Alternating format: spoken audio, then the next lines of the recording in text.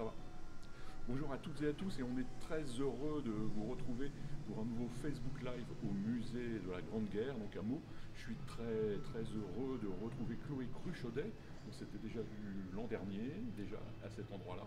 Là, on se rencontre pour parler de Céleste, un album qui est sorti il y a quelques semaines, qui est comme toujours, un magnifique album qu'on lit avec plaisir et on se plonge dans le dessin toujours avec autant de délices. Chloé, bonjour, tu es de nouveau dans ce musée magnifique. Quel plaisir on a à s'y retrouver parmi les canons, les avions, les chars. C'est assez étrange de dire ça, mais je dois bien dire que c'est le cas. J'ai pas hésité à revenir et accepter cette invitation. Et à chaque fois, ça me fait le même effet quand on arrive et qu'il y a cette ambiance sonore déjà avec les bruits d'obus, voilà, toute la scénographie est hyper impressionnante. Donc, je suis ravie de renouveler cette expérience. Alors, renouveler l'expérience, tu as aussi dessiné l'affiche de ce salon, qui est on pourrait dire une affiche un peu mystérieuse, très loin du monde de la guerre, et pourtant il y a plein de références. Qu'est-ce que tu as voulu dessiner dans cette ronde de femmes? Alors, c'est vrai que là, j'ai plus voulu mettre en avant l'arrière, finalement. Donc, j'ai mis en scène, entremêlé dans un espèce de bazar de barbelés, toutes ces femmes de l'ombre qui soit étaient munitionnettes, soit écrivaient des lettres aux poilus, soit étaient d'une manière ou d'une autre liées à cette guerre, mais pas directement en première ligne. Alors, une autre histoire de femme, c'est l'histoire de Céleste. Qui est Céleste?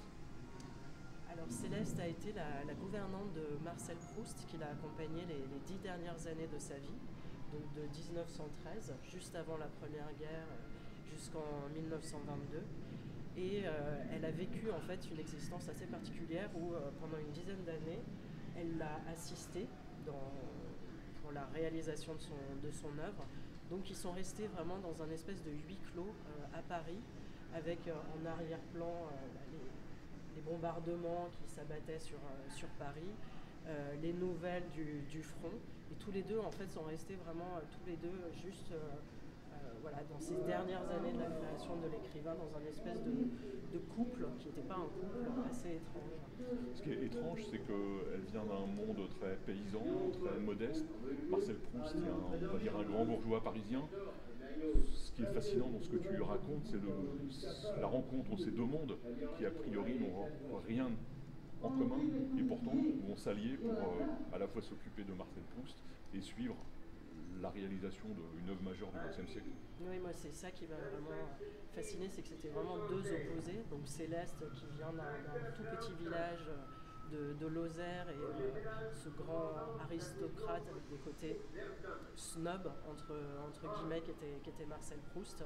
Donc ils ont formé un duo assez improbable, mais bizarrement ils se sont très bien entendus, ils se sont soudés assez facilement, certainement parce qu'ils avaient en commun un sens de l'humour, un sens de la moquerie qui a fait que ça a fonctionné entre eux de manière assez étrange, même si Marcel Proust était certainement un tyran domestique et que Céleste était sa victime consentante. Ça a fonctionné maintenant. Alors, Victime consentante, effectivement, il y a des moments très tendus, mais c'est un livre où on rigole pratiquement à chaque page. Ça aussi, ça fait partie du charme de ce livre. Alors, moi, je trouve que l'œuvre de Marcel Proust, elle est très drôle, et j'ai essayé de faire en sorte que ce livre était à l'image de son univers et certainement de leur relation qui était faite de tension, de moquerie, mais d'énormément de fantaisie, je pense, au quotidien. Je pense qu'il en fallait de toute façon pour qu'ils se supportent l'un l'autre, il fallait qu'il y ait une petite dose d'humour.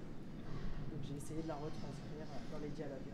Alors, humour, mais aussi guerre, même si c'est pas du tout le centre de l'histoire de Céleste et de Marcel Proust, mais ils vivent pendant la guerre. Tu disais, il y a des bombardements, mais il y a un petit épisode qui dure 3-4 pages dans ton album, qui est la rencontre de Marcel Proust avec les poilus et les blessés de la guerre de 14.